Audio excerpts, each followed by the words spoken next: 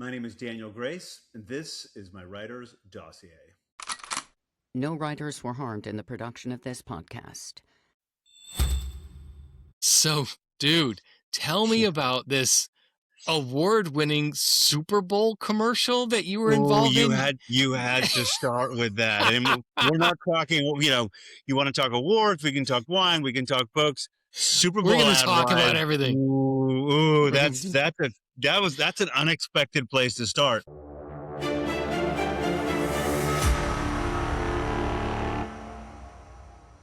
It's interesting.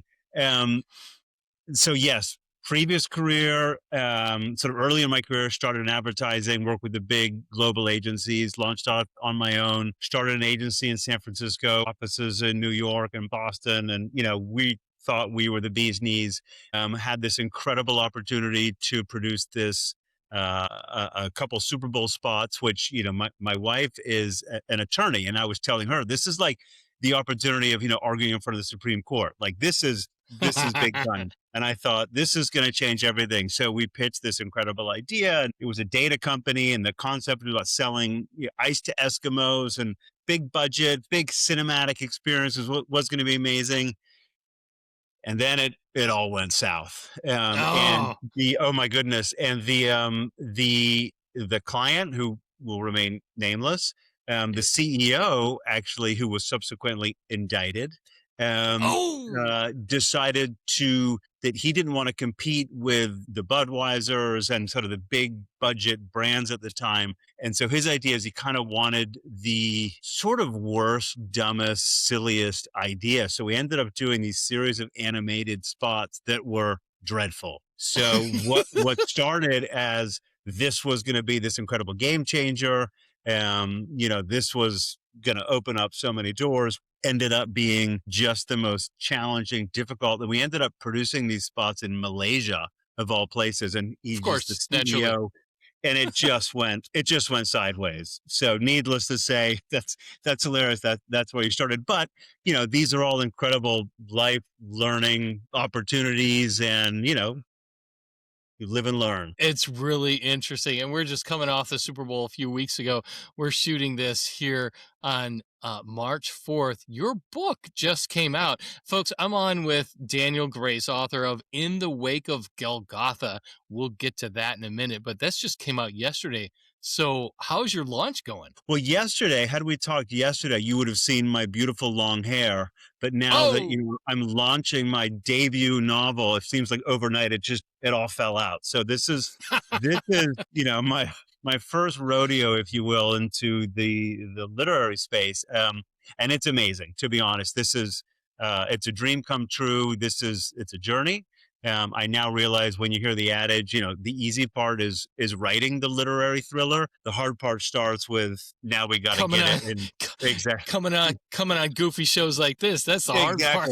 Exactly. Sort of pimping myself. But, it's been an incredible journey, and I'm sort of embracing every conversation. So this is great. I love it. I'm glad you're on too. And folks, if you're watching on YouTube, you'll be able to see exactly what Daniel's talking about with his flowing locks. But I want to talk about what's in the background of both of our screens. It's youtube.com/@JeffCircle. Oh, yes. It's beautiful. About a half case of wine there. And of course, we're shooting from the dossier speakeasy, the writer's dossier speakeasy here. Yes, it's beautiful. What have you got behind you? You did a Super Bowl thing. That's pretty amazing. That was a cool story. And you make wine. You're in California, and you've got a place in Tuscany. Let's get into that. Oh my God. Okay. Because I lived in Italy, and let's talk about some wine. What do you got? So for those watching on YouTube, and there's a video component, you'll know what I'm talking about when I say I don't sound or look like a typical Tuscan wine producer. I feel like I'm always disappointing people, because they'll expect a 6'4" Gucci-esque looking model with, olive skin and beautiful long hair. And they're stuck with this, No, not up north in the Veneto, Irish American. No, you're good. Yeah, exactly. So we have a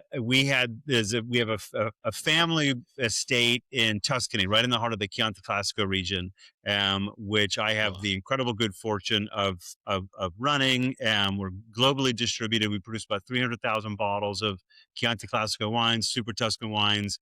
This is the heart of Sangiovese, and so it's Uh, my day job is to sort of package and produce and capture sort of the essence of time and place, and someone has to do it. Oh, be still my beating heart. Well, we talked earlier before I hit record here. I lived up in the Veneto, so I'm digging the Valpolicella, but you're coming to Northwest, or you're coming to Ohio here. You do some work here, so we are definitely gonna hook up and talk about some wine. That is very cool, man. How often do Absolutely. you get? How often do you get to Tuscany or So wherever you place out primarily there? I had primarily split my time between San Francisco and Tuscany, which, again, if I were to complain about the jet lag or the travel, my wife is the first to remind me that I sound like, I won't say it, but so No complaining, you I don't whiny complain about bitch. my exactly my commute. But now essentially I'm pretty much full time in Tuscany. Which is incredible. But it's a tricky moment in the wine world, like a lot of markets. And so we're kind of hunkering down and redefining kind of our portfolio and our hospitality and our experience offerings. And it's been great, but I do spend a lot of time. The States is our biggest market. So in a market like Ohio, I get there about twice a year to hit, Cleveland and Columbus and Cincinnati. And so it's interesting. The Midwest is absolutely outperforming, the coastal regions in terms of New there's York and there's a California. So it's there's a distinct reason for that, dude. It's because we're the Midwest. right, We gotta exactly. drink. So someone has to. So kudos. So thank you. Grazie mille. Grazie mille. Oh, signora. Allora. Okay, so, all right. On top of all that, you have a debut out right now that is just, the reviews are just, they're outstanding. I mean, this is how bad I suck at being a podcast host. I can't even come up with my words right. But the San Francisco Book Review said a bold, ambitious, sprawling literary epic of literary fiction. Daniel Grace establishes a sense of timeless terror from the very first page. I mean, Dun, dun, dun, dun. that's a killer review. And Kirkus said a philosophical fantasy about the recurring traps in which we find ourselves. Grace uses these infamous characters as a means of playfully questioning notions of infinite evil and the tendency to become mired in the past. That's Kirkus, folks.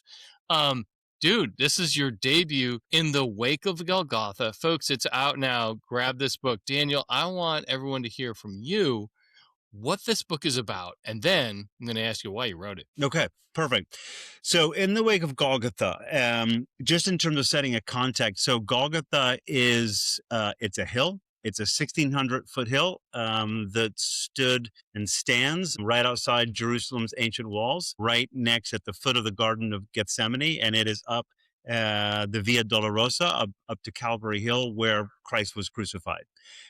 So despite the biblical nature, backdrop, context of the book, this is not a religious book. It's a reimagining of the historical characters of Judas Iscariot and Pontius Pilate, who, from my perspective, these are two historical characters that ultimately got lynched by history, by culture, by religion. And for me, it was a question of re-examining their journey, their fate, their curse. And so I wanted to tell their story, but not in biblical times. I wanted to tell their story through the lens of this 2,000-year journey of their damnation and their reunification in modern day New York City. Why'd you write it? I mean, you said it's not a religious book, but I mean, oh my God, you're talking to a guy who spent 3 years at a Baptist seminary, and I recognize all those words, and you do a really good job explaining that. But I can see why this got published because it's so different. But why did you do it the way you did? So part of my thinking, kind of the genesis behind the idea was really, I became fascinated with this notion of sort of the death of legend. And when I say legend, I'm talking everything from sort of literary characters to comic book superheroes, to these incredible historical characters that were in terms of sort of culture, kind of whether it's a guiding compass, they were sort of our true north and our sort of our ego and our id. And as we kind of got deep into the previous century, these legends, if you will, lost their way because we as a culture no longer needed them, right? It was replaced by real fallible people. It was replaced by social media. It was replaced by my voice. And I'm going to tell you what I think. And I was fascinated by this. And so the idea was sort of struck about kind of casting this group of characters, some real, some literary, and the one that really stuck out in to me was this character of Judas Iscariot, and this notion of how two dimensional both Judas and Pilate had become really throughout the course of history. They both became sort of abstract adjectives and kind of ghostly verbs and barely even a noun. And, neither of them even have much of a historical footprint. And so what I wanted to do is dig a little bit deeper into their characters, their backstory, and their journey. And then I was quick to find out, so little is known about both of them. And yet they are two characters that we are also quick to judge, right? It's they're the ultimate betrayer. And so, my perspective, and it's not an original thought. There have been, from Nikos Kazantzakis to Andrew Lloyd Webber, there's lots of takes on a more sympathetic look to Judas and this idea of really him being chosen or damned for his strength. And Pilate as this flawed, ambitious character. What role did he play? Were they pawns? Or did they play this role that ultimately was kind of enabled the fulfillment of Scripture? And yet, to me, it's quite faith affirming, but it's also this fascinating sort of question that's left undiscussed and unremarked in terms of who are they, what role did they play, and why did we, as a religion, as a culture, and as a history, why did we damn them if they ultimately enabled this greatest moment on the hill? Some would So probably say not because not that's how things were ordained to be. Um, exactly. you said that with as little known information as there is about them, how did you do research? Obviously, there's some creative license here if you're describing who they are and what they did and where they came from and what made them do what they do. But what was your research like here? You know And what? and So and a sub question is, are you religious? yeah, so fascinating. So I'll start with the latter point. Practicing Catholic, I wouldn't say it dictates necessarily my every move, but someone I think with a good foundation of sort of Catholicism, religious experience. I went to a Jesuit university, went to Boston College, and so my father was in the seminary. And my father is from Steubenville, Ohio, and but I approach this, when one dares to think about, yet alone write about biblical history, it's often seemed as so taboo. You can't tiptoe on any word, and so it was a little bit daunting. And then the research very quickly showed me how little is actually known. And so the research for me wasn't in the Bible, right? I didn't want to use, as I say, this isn't a biblical story. It's a retelling of biblical characters. And so I wanted to base it as much in reality as I could. And the beautiful thing about that, especially with a character like Pilate, he's a ghost. And to me, that alone says something's amiss.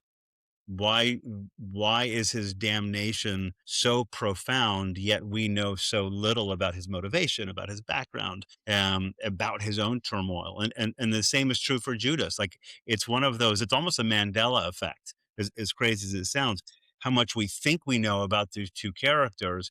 And, as silly as this sounds, kind of bar research, when you talk to friends and colleagues and people on a plane who think you're crazy about bringing this stuff up, when you ask what they know about these characters, there's that immediate recognition. But I can't think of two other historical characters where people actually know so little about, apart from their names and their sentence, right? And so that's kind of the first step into the story. Let me ask you. Okay, I'm gonna have to edit this out because I lost my train of thought because I was reading one of the reviews. um, um, but there was while you were talking about that, there was something I wanted to say. Just give me a second. Okay, that's fascinating. how did you get this published? Like what was your route? And was it easy or hard? Because, like I said, the reviews are amazing. How did that go over for you? How long did it take? Who did you talk to? Tell us about that. So I thought, this is, we joked around early about sort of I had an advertising agency. So writing is something I've always done. I thought I had sort of the bones of a pretty incredible story that really not a question needed to be told, but sparked some fascinating conversations. So sat down, spent quite some time drafting, wrote what became a pretty good story. And I thought, great, this, I'd call it naivete or arrogance, but thought amazing. I don't know if Woo! anything like this exists. And it was an incredibly difficult process. And I think part of it, is just the reality that there are certainly those within the literary world or the publishing world that just aren't going to touch it with a 10-foot pole, which Right. I get, right? This is sort of a retelling of biblical characters. It's dark, it's bloody, it's violent. It's a story about addiction. It's a story about capital punishment. It's gritty. And so that retelling, I think off the bat, there is a sector of the market that's going to say absolutely not.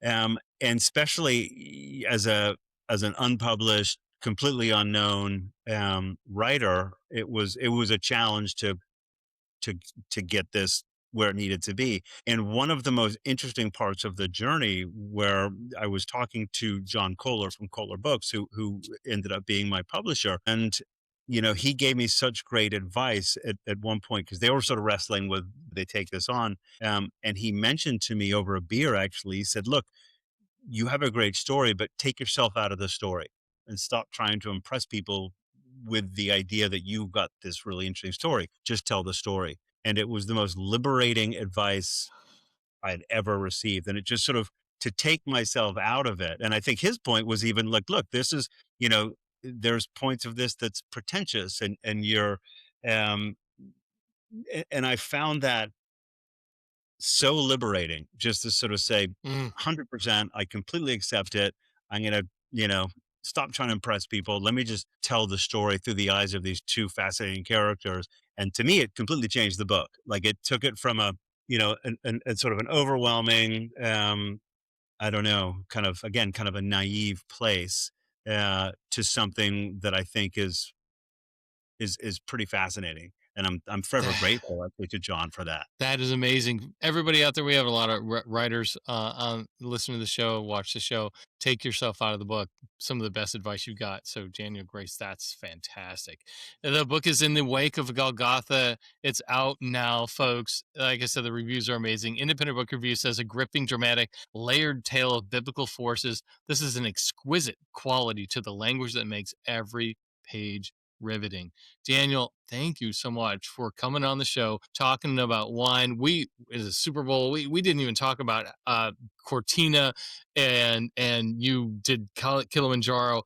You are so interesting, and we are definitely hanging out in Ohio, and I'm going to crash your place in Tuscany for sure. This is so much better over a glass of wine. I know. I've got a ton right here, and you've got them right there. All right, next time we'll make that real, dude. Let's keep in touch. Can't wait to see the success of this book, folks. Get in the wake of Golgotha. Daniel Grace, thank you, Thank man. you, Jeff. You betcha. Bye, everybody. The Writer's Dossier is brought to you by Myopic Duplicity, a crime thriller anthology from Leonardo Audio that asks, do the ends ever justify the means? Get just a few stories in and you'll find out that sometimes the clearest vision hides the darkest lies. Myopic Duplicity is available now with hair-raising stories from award-winning author Rob Hart, Edgar winner Aaron Flanagan, Georgia Writer of the Year Christopher Swan, two-time Derringer winner C.W. Blackwell, and the amazing Matt Phillips, Mindy Carlson, C.B. Bernard, Wes Brown, Eric Beatner, Ash Clifton, Libby Cudmore, Victor Deonda, Terrence McCauley, M.E. Proctor, C. Matthew Smith, and Tony Wirt. Get Myopic Duplicity from LeonardoAudio.com or at thewritersdossier.com and find out for yourself. Do the ends ever justify the means?